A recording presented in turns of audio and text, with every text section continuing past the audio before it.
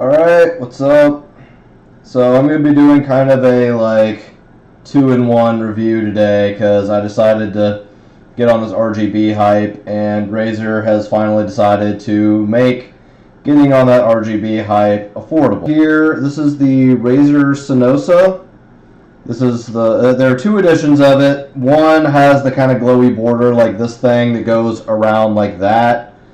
And that one's like 120, 150, something absolutely ridiculous. This one was $50, doesn't have the glowy thing. I had a Razer Black Widow, but it was the only black and green one, so no like glowiness. And I'll be honest, this $50 keyboard from the same company just puts it to shame. Like, the keys are softer, it's not as loud. Let me open something here. Alright. Because, like, you can't hear that really. I mean, it sounds like I'm at a keyboard, but it's not going to, like, keep the whole house up all night. And a little more controversially, here is the much anticipated Razer mouse pad. That's right. It's an RGB mouse pad. Now, there's a couple things I want to say about this straight off. The first thing is you will need to get used to it. I got the hard one because it's all they had at Best Buy. And immediately I had to like cut my mouse sensitivity in half because I normally play on a soft mouse pad with pretty high sensitivity.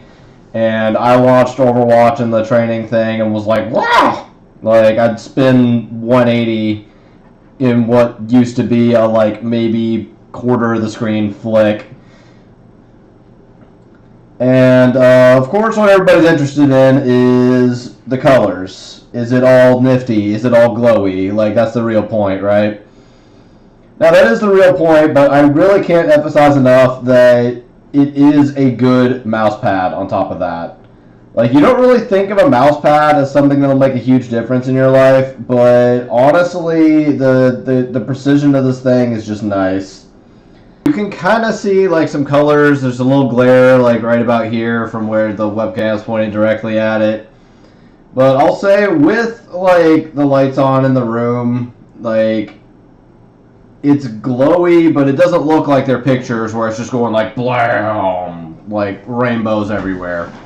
And see, now you can see that there's this kind of like square around it that it lights up. It's like the LEDs are pointed a little bit down.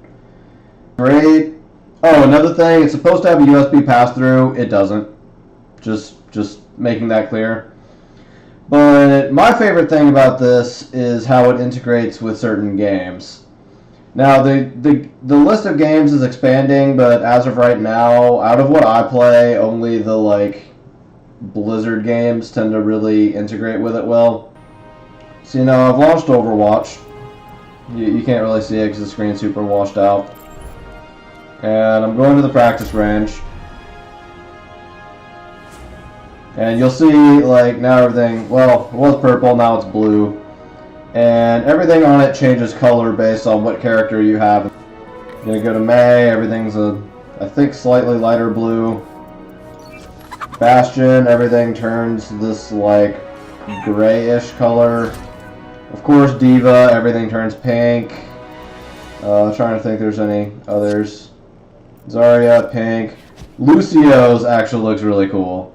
Like, I'll need to run around with Lucio real quick. Come on, let's bring it. Because, see, you got this green wave going when I'm in speed boost. And your movement keys are always yellow. Now, when I hit shift, it starts going the other way, but it's yellow. And then, I guess, for some reason, the mouse pad just stays green.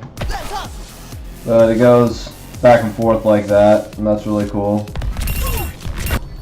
I'm not a huge Widowmaker fan, per se, but I will say my aim was much improved by the smoothness of this mouse pad, because, like, I can actually fairly reliably make flick shots now.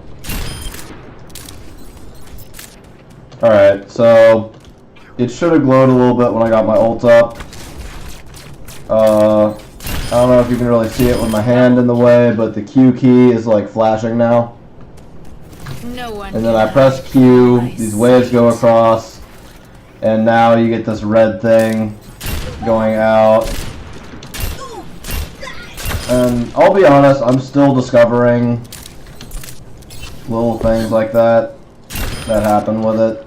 I don't want to just, I mean, it would take me all day to go through everything it does in Overwatch. I just wanted to show you that Lucio one because that's really cool.